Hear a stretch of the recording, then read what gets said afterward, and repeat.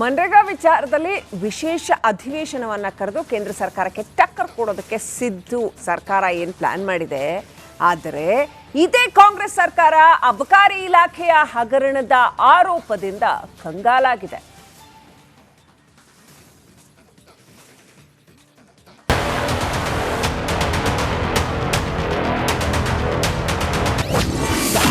ಸಿದ್ದು ಸರ್ಕಾರಕ್ಕೆ ತಲೆನೋವಾದ ಅಬಕಾರಿ ಹಗರಣ. ಆರ್ಬಿ ತಿಮ್ಮಾಪುರ ತಲೆದಂಡಕ್ಕೆ ವಿಪಕ್ಷಗಳ ಪಟ್ಟು.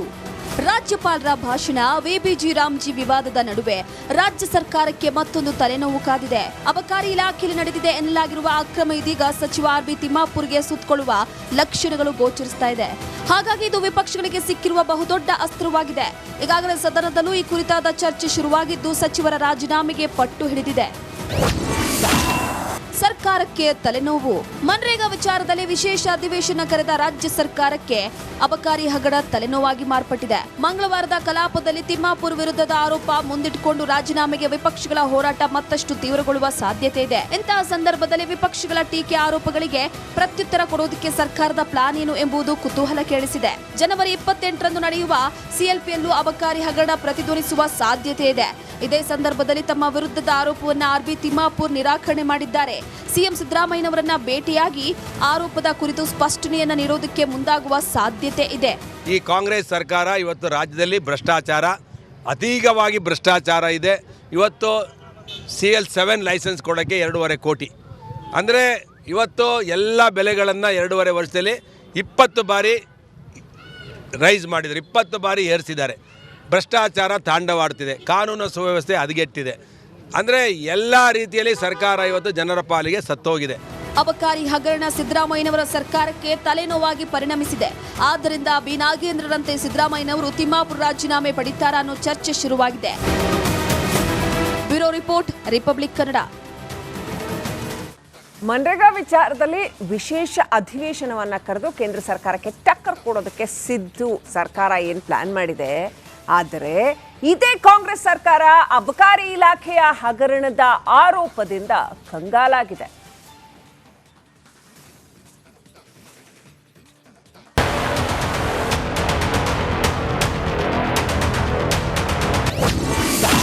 ಸಿದ್ದು ಸರ್ಕಾರಕ್ಕೆ ತಲೆನೋವಾದ ಅಬಕಾರಿ ಹಗರಣ. ಆರ್ಬಿ ತಿಮ್ಮಾಪುರ ತಲೆದಂಡಕ್ಕೆ ವಿಪಕ್ಷಗಳ ಪಟ್ಟು. ರಾಜ್ಯಪಾಲರ ಭಾಷಣ, ವಿಬಿಜಿ ರಾಮ್ಜಿ ವಿವಾದದ ನಡುವೆ ರಾಜ್ಯ ಸರ್ಕಾರಕ್ಕೆ ಮತ್ತೊಂದು ತಲೆನೋವು ಕಾದಿದೆ. ಅಬಕಾರಿ ಇಲಾಖೆಯಲ್ಲಿ ನಡೆದಿದೆ ಎನ್ನಲಾಗಿರುವ ಅಕ್ರಮ ಇದೀಗ ಸಚಿವ ಆರ್ಬಿ ತಿಮ್ಮಾಪುರ್ಗೆ ಸುತ್ತಕೊಳ್ಳುವ ಲಕ್ಷಣಗಳು ಗೋಚರಿಸ್ತಾ ಇದೆ. ಹಾಗಾಗಿ ಇದು ವಿಪಕ್ಷಗಳಿಗೆ ಸಿಕ್ಕಿರುವ ಬಹುದೊಡ್ಡ ಅಸ್ತ್ರವಾಗಿದೆ. ಈಗಾಗಲೇ ಸದನದಲ್ಲೂ ಈ ಕುರಿತಾದ ಚರ್ಚೆ ಶುರುವಾಗಿದ್ದು ಸಚಿವರ ರಾಜೀನಾಮೆಗೆ ಪಟ್ಟು ಹಿಡಿದಿದೆ. ಸರ್ಕಾರಕ್ಕೆ ತಲೆನೋವು. ಮನ್ರೇಗಾ ವಿಚಾರದಲ್ಲಿ ವಿಶೇಷ ಅಧಿವೇಶನ ಕರೆದ ರಾಜ್ಯ ಸರ್ಕಾರಕ್ಕೆ ಅಬಕಾರಿ ಹಗರಣ ತಲೆನೋವಾಗಿ ಮಾರ್ಪಟ್ಟಿದೆ. ಮಂಗಳವಾರದ ಕಲಾಪದಲ್ಲಿ ತಿಮ್ಮಾಪುರ್ ವಿರುದ್ಧದ ಆರೋಪ ಮುಂದಿಟ್ಟುಕೊಂಡು ರಾಜೀನಾಮೆಗೆ ವಿಪಕ್ಷಗಳ ಹೋರಾಟ ಮತ್ತಷ್ಟು ತೀವ್ರಗೊಳ್ಳುವ ಸಾಧ್ಯತೆ ಇದೆ. ಇಂತಹ ಸಂದರ್ಭದಲ್ಲಿ ವಿಪಕ್ಷಗಳ ಟೀಕೆ ಆರೋಪಗಳಿಗೆ ಪ್ರತ್ಯುತ್ತರ ಕೊಡುವುದಕ್ಕೆ ಸರ್ಕಾರದ ಪ್ಲಾನ್ ಏನು ಎಂಬುದು ಕುತೂಹಲ ಕೇಳಿಸಿದೆ. ಜನವರಿ 28ರಂದು ನಡೆಯುವ ಸಿಎಲ್ಪಿಯಲ್ಲೂ ಅಬಕಾರಿ ಹಗರಣ ಪ್ರತಿಧ್ವನಿಸುವ ಸಾಧ್ಯತೆ ಇದೆ. ಇದೇ ಸಂದರ್ಭದಲ್ಲಿ ತಮ್ಮ ವಿರುದ್ಧದ ಆರೋಪವನ್ನು ಆರ್ಬಿ ತಿಮ್ಮಾಪುರ್ ನಿರಾಕರಣೆ ಮಾಡಿದ್ದಾರೆ. ಸಿಎಂ ಸಿದ್ದರಾಮಯ್ಯನವರನ್ನ ಭೇಟಿಯಾಗಿ ಆರೋಪದ ಕುರಿತು ಸ್ಪಷ್ಟನೆಯನ್ನ ನೀಡೋದಕ್ಕೆ ಮುಂದಾಗುವ ಸಾಧ್ಯತೆ ಇದೆ. ಈ ಕಾಂಗ್ರೆಸ್ ಸರ್ಕಾರ ಇವತ್ತು ರಾಜ್ಯದಲ್ಲಿ ಭ್ರಷ್ಟಾಚಾರ, ಅತೀಗವಾಗಿ ಭ್ರಷ್ಟಾಚಾರ ಇದೆ. ಇವತ್ತು CL7 ಲೈಸೆನ್ಸ್ ಕೊಡೋಕ್ಕೆ 2.5 ಕೋಟಿ. ಅಂದರೆ ಇವತ್ತು ಎಲ್ಲ ಬೆಲೆಗಳನ್ನು 2.5 ವರ್ಷದಲ್ಲಿ 20 ಬಾರಿ ರೈಸ್ ಮಾಡಿದ್ದಾರೆ, 20 ಬಾರಿ ಏರಿಸಿದ್ದಾರೆ. ಭ್ರಷ್ಟಾಚಾರ ತಾಂಡವಾಡ್ತಿದೆ, ಕಾನೂನು ಸುವ್ಯವಸ್ಥೆ ಹದಗೆಟ್ಟಿದೆ. ಅಂದರೆ ಎಲ್ಲ ರೀತಿಯಲ್ಲಿ ಸರ್ಕಾರ ಇವತ್ತು ಜನರ ಪಾಲಿಗೆ ಸತ್ತೋಗಿದೆ. ಅಬಕಾರಿ ಹಗರಣ ಸಿದ್ದರಾಮಯ್ಯನವರ ಸರ್ಕಾರಕ್ಕೆ ತಲೆನೋವಾಗಿ ಪರಿಣಮಿಸಿದೆ. ಆದ್ದರಿಂದ ಬಿ ನಾಗೇಂದ್ರರಂತೆ ಸಿದ್ದರಾಮಯ್ಯನವರು ತಿಮ್ಮಾಪುರ ರಾಜೀನಾಮೆ ಪಡಿತಾರಾ ಅನ್ನೋ ಚರ್ಚೆ ಶುರುವಾಗಿದೆ. Bureau report, republic Kannada.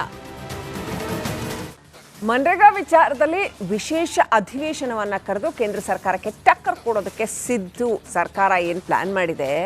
ಆದರೆ ಇದೇ ಕಾಂಗ್ರೆಸ್ ಸರ್ಕಾರ ಅಬಕಾರಿ ಇಲಾಖೆಯ ಹಗರಣದ ಆರೋಪದಿಂದ ಕಂಗಾಲಾಗಿದೆ.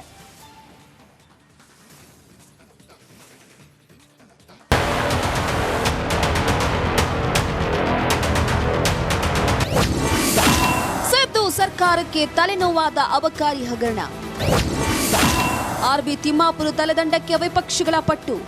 ರಾಜ್ಯಪಾಲರ ಭಾಷಣ, ವಿಬಿಜಿ ರಾಮ್ಜಿ ವಿವಾದದ ನಡುವೆ ರಾಜ್ಯ ಸರ್ಕಾರಕ್ಕೆ ಮತ್ತೊಂದು ತಲೆನೋವು ಕಾದಿದೆ. ಅಬಕಾರಿ ಇಲಾಖೆಯಲ್ಲಿ ನಡೆದಿದೆ ಎನ್ನಲಾಗಿರುವ ಅಕ್ರಮ ಇದೀಗ ಸಚಿವ ಆರ್.ಬಿ. ತಿಮ್ಮಾಪುರ್ಗೆ ಸುತ್ತಕೊಳ್ಳುವ ಲಕ್ಷಣಗಳು ಗೋಚರಿಸ್ತಾ ಇದೆ. ಹಾಗಾಗಿ ಇದು ವಿಪಕ್ಷಗಳಿಗೆ ಸಿಕ್ಕಿರುವ ಬಹುದೊಡ್ಡ ಅಸ್ತ್ರವಾಗಿದೆ.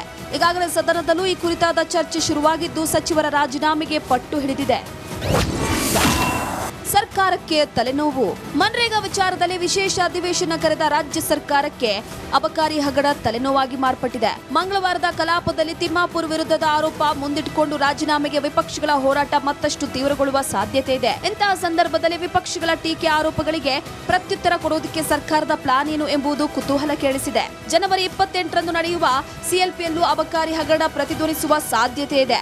ಇದೇ ಸಂದರ್ಭದಲ್ಲಿ ತಮ್ಮ ವಿರುದ್ಧದ ಆರೋಪವನ್ನು ಆರ್.ಬಿ. ತಿಮ್ಮಾಪುರ್ ನಿರಾಕರಣೆ ಮಾಡಿದ್ದಾರೆ. ಸಿಎಂ ಸಿದ್ದರಾಮಯ್ಯನವರನ್ನ ಭೇಟಿಯಾಗಿ ಆರೋಪದ ಕುರಿತು ಸ್ಪಷ್ಟನೆಯನ್ನ ನೀಡೋದಕ್ಕೆ ಮುಂದಾಗುವ ಸಾಧ್ಯತೆ ಇದೆ. ಈ ಕಾಂಗ್ರೆಸ್ ಸರ್ಕಾರ ಇವತ್ತು ರಾಜ್ಯದಲ್ಲಿ ಭ್ರಷ್ಟಾಚಾರ, ಅತೀಗವಾಗಿ ಭ್ರಷ್ಟಾಚಾರ ಇದೆ. ಇವತ್ತು CL7 ಲೈಸೆನ್ಸ್ ಕೊಡೋಕ್ಕೆ 2.5 ಕೋಟಿ. ಅಂದರೆ ಇವತ್ತು ಎಲ್ಲ ಬೆಲೆಗಳನ್ನು 2.5 ವರ್ಷದಲ್ಲಿ 20 ಬಾರಿ ರೈಸ್ ಮಾಡಿದ್ದಾರೆ, 20 ಬಾರಿ ಏರಿಸಿದ್ದಾರೆ. ಭ್ರಷ್ಟಾಚಾರ ತಾಂಡವಾಡ್ತಿದೆ, ಕಾನೂನು ಸುವ್ಯವಸ್ಥೆ ಹದಗೆಟ್ಟಿದೆ. ಅಂದರೆ ಎಲ್ಲ ರೀತಿಯಲ್ಲಿ ಸರ್ಕಾರ ಇವತ್ತು ಜನರ ಪಾಲಿಗೆ ಸತ್ತೋಗಿದೆ. ಅಬಕಾರಿ ಹಗರಣ ಸಿದ್ದರಾಮಯ್ಯನವರ ಸರ್ಕಾರಕ್ಕೆ ತಲೆನೋವಾಗಿ ಪರಿಣಮಿಸಿದೆ. ಆದ್ದರಿಂದ ಬಿ ನಾಗೇಂದ್ರರಂತೆ ಸಿದ್ದರಾಮಯ್ಯನವರು ತಿಮ್ಮಾಪುರ್ ರಾಜೀನಾಮೆ ಪಡಿತಾರಾ ಅನ್ನೋ ಚರ್ಚೆ ಶುರುವಾಗಿದೆ. Bureau report, republic Kannada. MNREGA ವಿಚಾರದಲ್ಲಿ ವಿಶೇಷ ಅಧಿವೇಶನವನ್ನ ಕರೆದು ಕೇಂದ್ರ ಸರ್ಕಾರಕ್ಕೆ ಟಕ್ಕರ್ ಕೊಡೋದಕ್ಕೆ ಸಿದ್ದು ಸರ್ಕಾರ ಏನು ಪ್ಲಾನ್ ಮಾಡಿದೆ. ಆದರೆ ಇದೇ ಕಾಂಗ್ರೆಸ್ ಸರ್ಕಾರ ಅಬಕಾರಿ ಇಲಾಖೆಯ ಹಗರಣದ ಆರೋಪದಿಂದ ಕಂಗಾಲಾಗಿದೆ.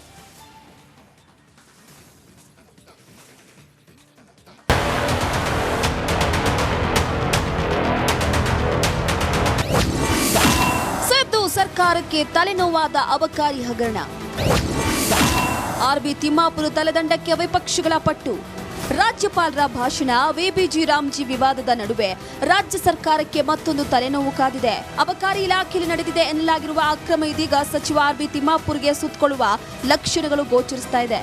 ಹಾಗಾಗಿ ಇದು ವಿಪಕ್ಷಗಳಿಗೆ ಸಿಕ್ಕಿರುವ ಬಹುದೊಡ್ಡ ಅಸ್ತ್ರವಾಗಿದೆ. ಈಗಾಗಲೇ ಸದನದಲ್ಲೂ ಈ ಕುರಿತಾದ ಚರ್ಚೆ ಶುರುವಾಗಿದ್ದು ಸಚಿವರ ರಾಜೀನಾಮೆಗೆ ಪಟ್ಟು ಹಿಡಿದಿದೆ. ಸರ್ಕಾರಕ್ಕೆ ತಲೆನೋವು. ಮನ್ರೇಗಾ ವಿಚಾರದಲ್ಲಿ ವಿಶೇಷ ಅಧಿವೇಶನ ಕರೆದ ರಾಜ್ಯ ಸರ್ಕಾರಕ್ಕೆ ಅಬಕಾರಿ ಹಗರಣ ತಲೆನೋವಾಗಿ ಮಾರ್ಪಟ್ಟಿದೆ. ಮಂಗಳವಾರದ ಕಲಾಪದಲ್ಲಿ ತಿಮ್ಮಾಪುರ್ ವಿರುದ್ಧದ ಆರೋಪ ಮುಂದಿಟ್ಟುಕೊಂಡು ರಾಜೀನಾಮೆಗೆ ವಿಪಕ್ಷಗಳ ಹೋರಾಟ ಮತ್ತಷ್ಟು ತೀವ್ರಗೊಳ್ಳುವ ಸಾಧ್ಯತೆ ಇದೆ. ಇಂತಹ ಸಂದರ್ಭದಲ್ಲಿ ವಿಪಕ್ಷಗಳ ಟೀಕೆ ಆರೋಪಗಳಿಗೆ ಪ್ರತ್ಯುತ್ತರ ಕೊಡುವುದಕ್ಕೆ ಸರ್ಕಾರದ ಪ್ಲಾನ್ ಏನು ಎಂಬುದು ಕುತೂಹಲ ಕೇಳಿಸಿದೆ. ಜನವರಿ 28ರಂದು ನಡೆಯುವ ಸಿಎಲ್ಪಿಯಲ್ಲೂ ಅಬಕಾರಿ ಹಗರಣ ಪ್ರತಿಧ್ವನಿಸುವ ಸಾಧ್ಯತೆ ಇದೆ.